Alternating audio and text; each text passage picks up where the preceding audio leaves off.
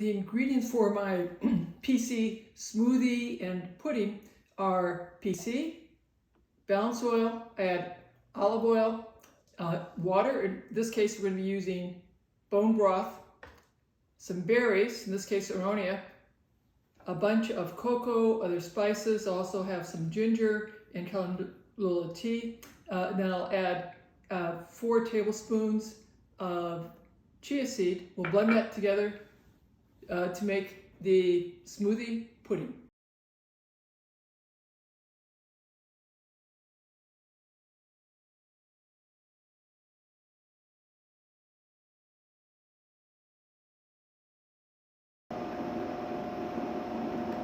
Okay.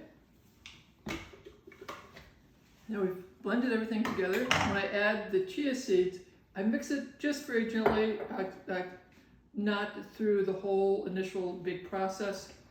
I'll pour this all into my quart jar, and then I will stir that a couple of times because the chia seeds tend to settle. I'll put it in the refrigerator, and this will be a lovely, lovely pudding.